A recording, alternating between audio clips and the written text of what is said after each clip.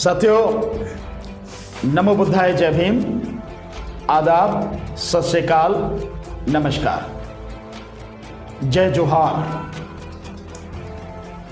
आज साथियों एक विषय पर आपसे थोड़ी सी चर्चा करनी है, लोगों तक संदेश पहुंचाना है।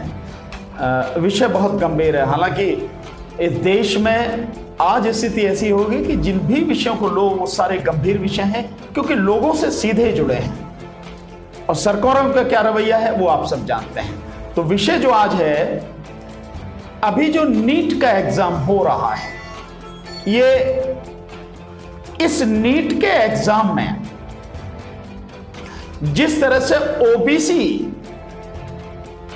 का आरक्षण खत्म किया गया है, इस बात को लेकर, इस विषय को लेकर हम लोग आपके सामने बात कर रहे हैं, चर्चा कर रहे हैं।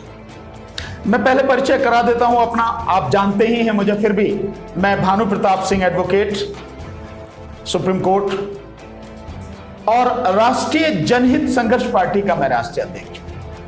मेरे साथ आदरणीय डॉक्टर विजय कुमार साहब, जो मूल रूप से मध्य प्रदेश से हैं, और डॉक्टर साहब हमारी राष्ट्रीय जनहित संघर्ष पार्टी के राष्ट्रीय कोऑर्डिनेटर हैं, नेशनल कोऑर्डिनेटर हैं, और मध्य प्रदेश के हमारे प्रभारी हैं। इस समय जो 2022 का चुनाव होना, उसमें पंजाब के भी प्रभारी डॉक्टर साहब हैं। साथ में मेरे साथ में आदरणीय हिजेम राजेंद्र सिंघा साहब, जो हमारी पार्टी के राष्ट्रीय महासचिव हैं, और नॉर्थ ईस्ट के जो 8 राज्य हैं, उन नॉर्थ ईस्ट के जो 8 राज्यों के आप प्रभारी हैं, और हमारी राष्ट्रीय जनहित संघर्ष पार्टी के राष्ट्रीय महासचिव हैं। साथियों, जैसा आपको मैंने अभी बताया कि जो नीट का एग्जाम है, नीट के एग्जाम में ओबीसी के बच्चों का आरक्षण खत्म कर दिया गया। हालांकि आरक्षण तो ओबीसी का मंडल कमीशन लागू होने के बाद आज तक पूरा ही नहीं हुआ है। पूरा तो बहुत दूर की बात है, वो 10% भी नहीं हुआ है। अगर आप जो टॉप लेवल की जो पोस्टें हैं आईएएस में, आईपीएस में, अगर उसमें अगर आप देख लें तो 3, 3.5, 4% इससे ज्यादा नहीं। तो आप समझ सकते हैं कि आरक्षण कितना है ओबीसी का। ओबीसी का आरक्षण है 27%। ओबीसी की आबादी कितनी है इस देश में? 52% से ज्यादा है। और ओबीसी की एक्चुअल में कितनी आबादी है वो निकल कर आ जाए, पूरे देश दुनिया के सामने सच पता लग जाए कि हकीकत में कितनी आबादी है, उसके लिए जातिगत जनगणना की मांग। इसका मतलब उससे डर है कि ओबीसी की आबादी कहीं ज्यादा हो सकती है। यह स्थिति आपके सामने है, यानी कि आबादी का सच पता न लग जाए कितनी आबादी है, और फिर इस पर हल्ला ना मचने लगे कि इतनी बड़ी आबादी को इतना सा आप दे रहे हो, उसका हक भी पूरा नहीं दे रहे हो। उसलिए जातिगत जनगणना नहीं कराई जा रही, क्योंकि बाकी सारी चीजों में फिर उसी हिसाब से मांग उठेगी। तो इतनी बड़ी आबादी को, यानी देश की आधी से अधिक आबादी जो ओबीसी है, उसको इतना सा दिया जा रहा है, आधा, 27%। और उसमें भी आज 1991-92 में यह मंडल कमीशन लागू हुआ था, और सुप्रीम कोर्ट का जजमेंट भी 1994-95 में आ गया। उसके बाद आज 26 साल हो गए। इन 26 सालों में 27% आरक्षण पूरा नहीं हुआ। मात्र 10% के लगभग आरक्षण है, और हायर जो पोस्ट है उनमें मैंने आपको बता दिया, आईएएस आईपीएस में ये मुश्किल से 3 या 4%। अब आप देखिए कि नीट का एग्जाम, इस नीट के एग्जाम में आप रिजर्वेशन खत्म कर रहे हैं आधी से अधिक आबादी का। उस आबादी में कौन कौन है, थोड़ा सा मोटा सा आइडिया आपको मैं देता हूं, बाकी सारी चीजें आपको समझ में आ जाएंगे, लेकिन थोड़ा सा आइडिया। उस ओबीसी में है कौन?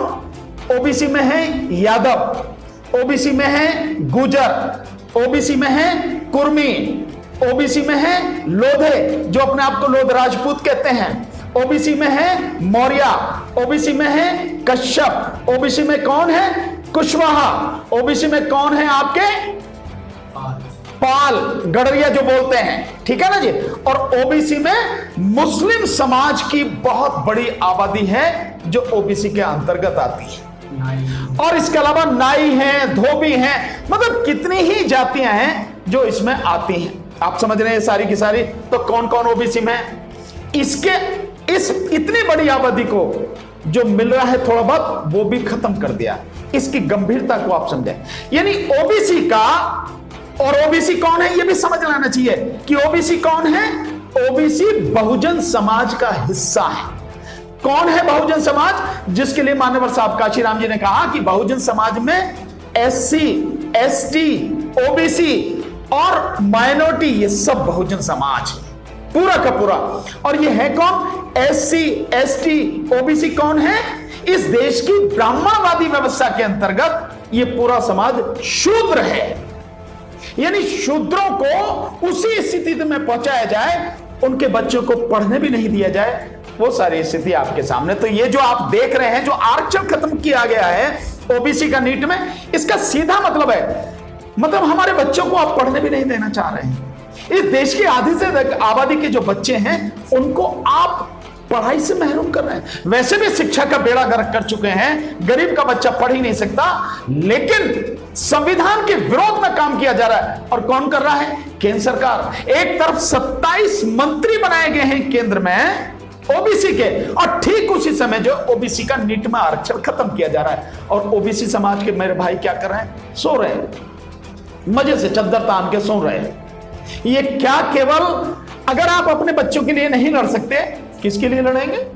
तो ये स्थिति है। यानी जो मेडिकल में अगर किसी को डॉक्टर बनना है तो पहले वो एमबीबीएस में दाखिला लेगा, आपका दाखिला ही ना हो, वो रास्ते ही आपके बंद कर दिए गए। यही है नीट में जो आरक्षण खत्म किया गया है, यही है।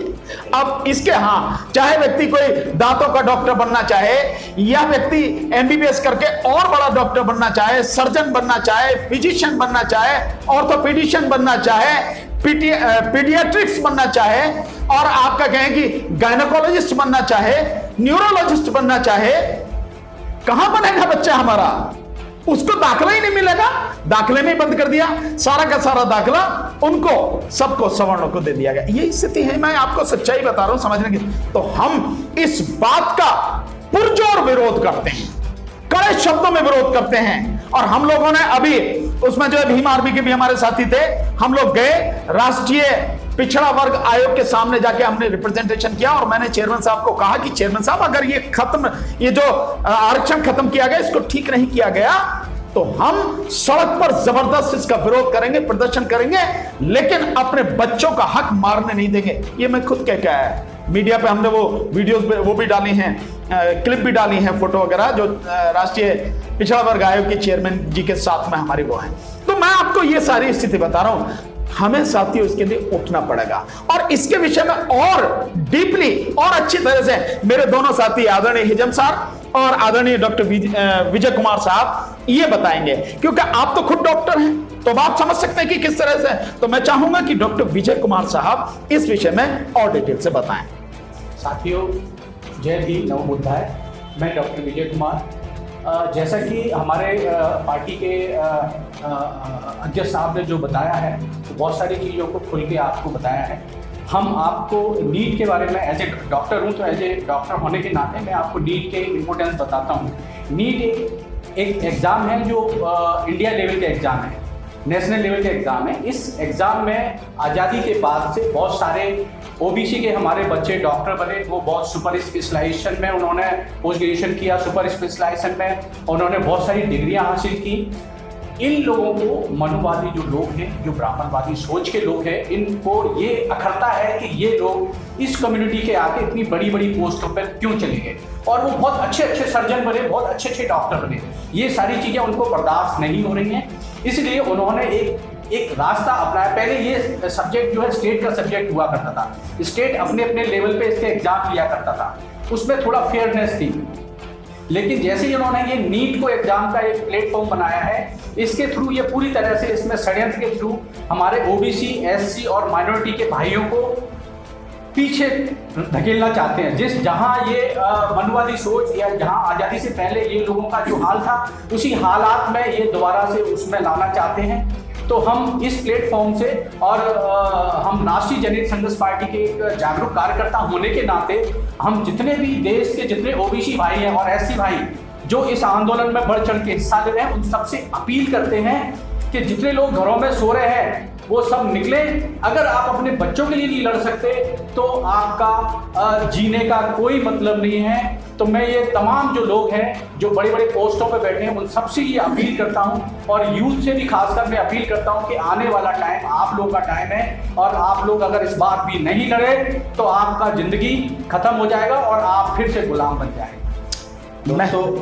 मैं हिजम राजे, मैं ये कहना चाहता हूँ कि जो नेशनल एलिजिबिलिटी टेस्ट जो है उसमें बीडीएस और एमबीबीएस एग्जामिनेशन उसकी एक एंट्रेंस टेस्ट, पहले ये स्टेट सब्जेक्ट होने के नाते जो स्टेट में जो अपने हिसाब से जो एजुकेशन जो एंट्रेंस जो एग्ज़ाम जो होते थे उसमें बहुत सारे अच्छे और स्टेट की जो है सब्जेक्ट जो है वो बच्चों को एडमिशन मिला करता था। तो 1991-92 के बाद जो मंडल कमीशन के बाद कुछ हमारे जो ओबीसी के बच्चे हैं, SC/ST के बच्चे जो है वो हायर एजुकेशन में आने लगे। तो उसमें जो हिंदूवादी जो मैं हिंदूवादी के तो नहीं कहूँगा, हिंदुत्व के जो आइडियोलॉजी के लोगों की जो सोच विचार जो है उसको आगे बढ़ाते हुए उसको नीट के एग्जाम में जो ओबीसी के कोटा जो 27% जो मिलना चाहिए था वो खत्म हो गया। उत्तर पूर्वी भारत में, खास करके मैं एक उत्तर पूर्वी भारत के होने के नाते, एक नेशनल जनरल राष्ट्रीय जनरल संघर्ष पार्टी होने के नाते मैं उत्तर पूर्वी की जो भारत की जो नॉर्थ ईस्टर्न के लोगों से भी मैं अपील करना चाहूँगा, जो नॉर्थ ईस्ट में SC/ST के अलावा जो ओबीसी के बहुत बड़ी मतलब जो संख्या है, जो पॉपुलेशन है वो सामने आए, अब अपने हक को अपनी कॉन्स्टिट्यूशनल तरीके से उसको हासिल किया जाए। अगर नहीं होता है तो हम अपनी राष्ट्रीय जनहित संघर्ष पार्टी के जो भानु प्रताप जी है, एडवोकेट भानु प्रताप जी के जो अध्यक्षता में जो मार्गदर्शक में हम पूरे रोड में पूरा देश हम आंदोलन शुरू करते हैं। देखिए, मैं इसमें आपको एक थोड़ा सा और बताना चाहता हूं कि कल दिल्ली में राष्ट्रीय स्तर पर ओबीसी के जो कई संगठन हैं उनकी एक बड़ी मीटिंग हुई, आंध्रा भवन में मीटिंग हुई है। और ये बड़ी खुशी की बात है कि कम से कम जो संगठन के कुछ जो साथी हैं, जो कुछ संगठन हैं, उनको ये चीजें समझ में आ रही हैं कि कैसे हमारे बच्चों को पढ़ने से रोका जा रहा है। अगर व्यक्ति पढ़ेगा नहीं तो आगे बढ़ेगा भी नहीं। और ये वही चीज है कि बिल्कुल इनके जो सारे रास्ते हैं तरक्की के रास्ते, तरक्की का रास्ता हमेशा शिक्षा से होकर जाता है। व्यक्ति शिक्षित होगा, अच्छी तरह से शिक्षित होगा, अधिक से अधिक शिक्षा प्राप्त करेगा, तभी होगा।